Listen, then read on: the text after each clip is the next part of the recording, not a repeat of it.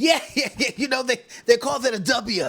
Well, we got some people in here. Let me call you back, okay? Well, hello there. Welcome back to the Please Don't Irk Me show. And before we even get started, I just want to say one thing. Eagles. Lord, they call them champs. Fly, Eagles, fly. Okay, but I'm not too sure about that. You guys, I'm so excited for this episode because we're going to talk about the music of the Super Bowl. Now, there were definitely some great moments. There were some okay moments, and there were some bad moments. Now, I'm going to do this like a little sandwich moment where we have positive, then the negative, and then we just end off with positivity. Because Southern University marching band?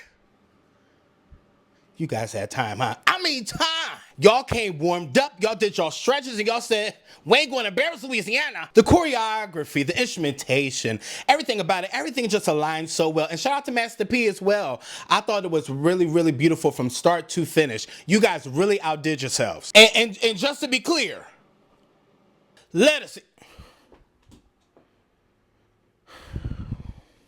sang Lift Every Voice and Sing, and we all know that as a Black national anthem. But the thing about you, Lettucey, is that I love that you were in that alto range for the beginning, so that we wouldn't forget the foundation of the song. And then when you took it up the octave and you acted like you were just chilling, I'm so tired of you, because there is really no limit to your range. So now even hearing you do that alto register, being in like your low register, and then still going up to the high tops of the mountain, you gotta chill. And I mean today, if you can find a chill button and press it, I mean, for the love of God, please. The way you held out your notes, the way that you really just kept it all together, you kept it so professional, so elegant. You didn't do any like big theatrics or anything. And I love that about Lift Every Voice and Sing, because it doesn't need all the extraness. It just needs a simple melody. That's all that it needs. And the choir behind you was even great as well. All 125 of them students were singing down. Now, I love Lauren, and I definitely love Trombone Shorty, but it was very different for America the Beautiful. That was really different.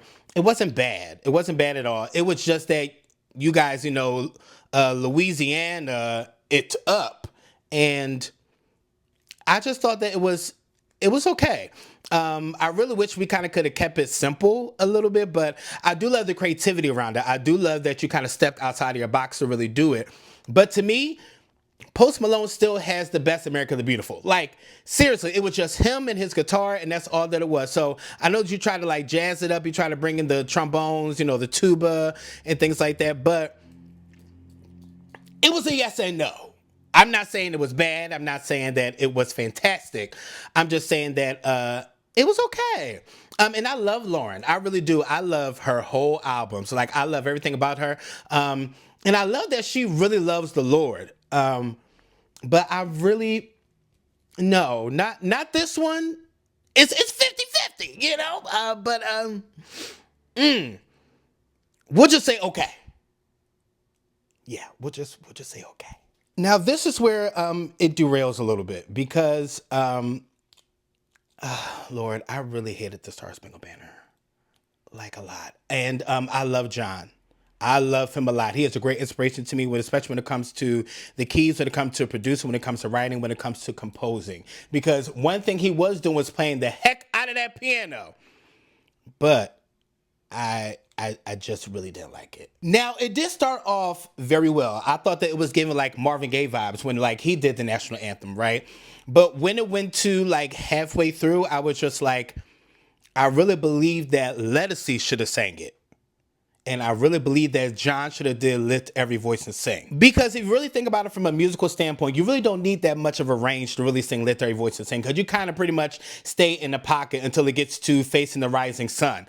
But when you do the Star Spangled Banner, you need a range. Like, you need a really good range to kind of hit all the low notes and go all the way to the high notes. And if you want to finish off with a great big high note, you have to have the full voice capacity for that. Because everybody wants to hear that loud roar of the brave. Everybody wants to hear that. And I believe that John kind of missed the mark on it. But I believe it started off well, but it kind of just went south. John would have sounded so beautiful if he did the sing a song full of the hope that the president's ball. He would have sounded so nice doing that, because he has the range for it. And even when he would go up to Facing the Rising Sun, if he did the song, it would have sounded so full and so round, which is why he should have never did the national anthem. It should have went to Lettucey. Listen, but that's just me. That's my honest opinion. And if y'all look for anybody next year to do the national anthem, please, please, please, please consider Lettucey. Please. Now listen, Kendrick, I'm apologize. I'm apologize. I'm not gonna lie to you. Because at first I really didn't think you were going to do well. I'm not gonna lie to you. I didn't think that you had the catalog to make it happen. I know that you had the creativity for it. I know that you would make 15 minutes look really good, but that thing was fire. And not you having Uncle Sam there, Samuel L. Jackson. And to really be honest, I kind of want to see you in concert now. Like, if you doing shows like that, obviously we're seeing it from the TV and things like that, but you really know how to put on a show. And I really didn't know that really until today. Now, I've seen you perform, other places, but this is the longest I've seen you perform, like, collectively. And you did not disappoint. And I mean, at all. Choreographer, I hope you got paid well because the way you really constructed that whole thing was so beautiful. From start to finish, you could tell every single step was intentional and I loved every single part of it. And Kendrick, you were stepping up. And Kendrick, also love that you kept your breathing under control because I know that when you're in the heat of the moment, when you're dancing and when you're rapping, I know it can really be a lot. But you really did a really great job of really upholding all of that. Scissor Baby, you were singing.